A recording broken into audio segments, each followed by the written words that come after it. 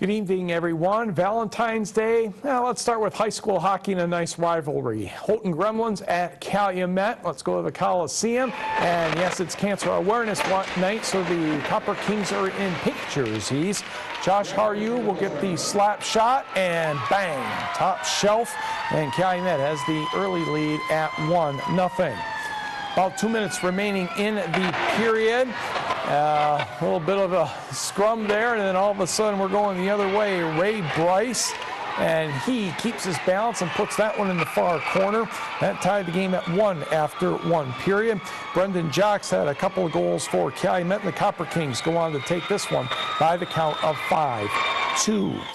One other game in high school hockey tonight, that one also in the Copper Country, and Hancock holds off the Jeffers Jets by the score of 4-3.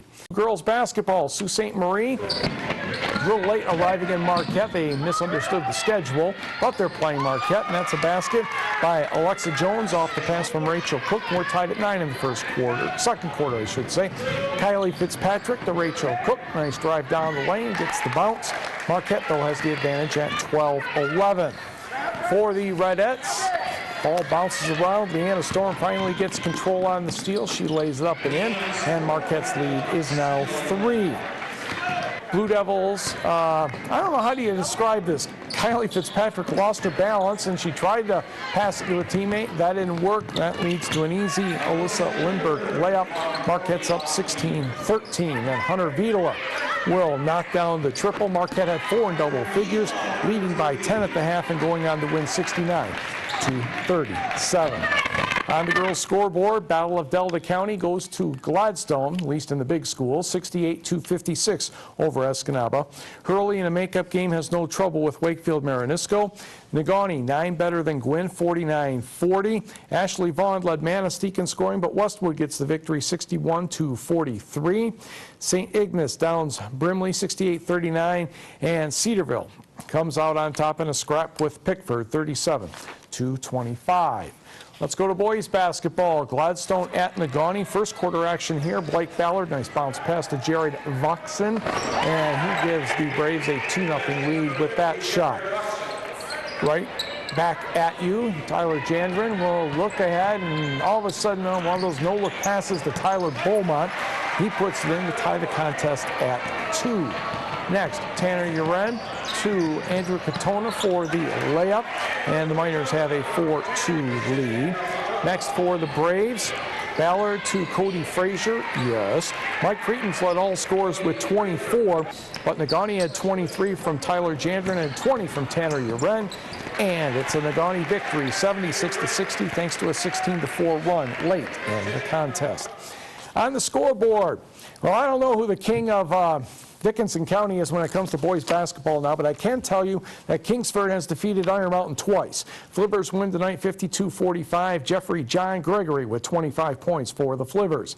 Ben Kleiman pours in 23. Escanaba gets revenge on West Iron County 55-40. Andrew Stieber had 26. Calumet gets past L'Anse 48-41. Houghton cruises past Lake Linden Hubble 70-31.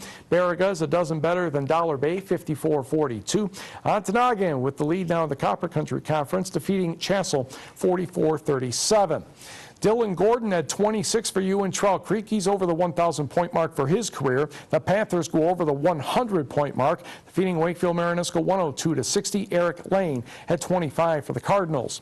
Jeffers 62, Watersmeet 39. Forest Park 61, Republic-Michigamme 26. Bryce Bilski paces North Central with 22 points. Jets over North Dickinson 56-44. Carney-Nadeau, 10 better than Barker-Harris, 57-47.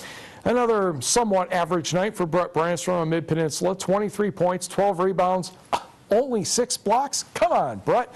Wolverines defeat Big Bay tonight, 56-48. Munising has no trouble with Stephenson, 66-22. Kenya Oas had 29 points for the Mustangs, and he went over the 1,000-point mark for his career. Sean Verbrugge and Lucas Mackey each had 24 points for Superior Central, a 22-point winner over Engadine, 69-47, and it was Menominee downing Peshtigo 43-41.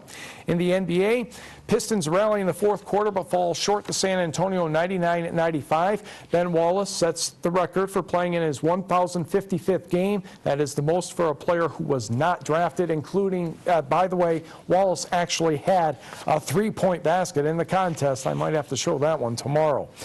College basketball, Finlandia men taking on the Northland International Pioneers, and from the outside, that's Matt Strong for three, and the Lions lead 19-9. Next, it will be Darrell Brown ahead to Superior Central's Dylan Johnson, and he finds that the rim is oh so kind. 24-11. Johnson had 15. Anthony Granberry's going to get the steal and the layup. 5 players in double figures, led by Ewen-Trout, Chase Leskala, and a narrow victory for the Lions, 101-99. Women's game. And let us pick up the action in the second half. Lions up 4. Negaunee's Paige Yoho to Don Engman of Dollar Bay for 3. Lions lead by 7. Next, Yoho to another Dollar Bay alum, Sasha Byers, and she will hit for 3. And the Lions are up 11. And Yoho, another one of her 7 assists. This one will go to Waters Meets Marissa Burke. She had 20 points. And Shakira Armstrong had 27 points and 23 rebounds.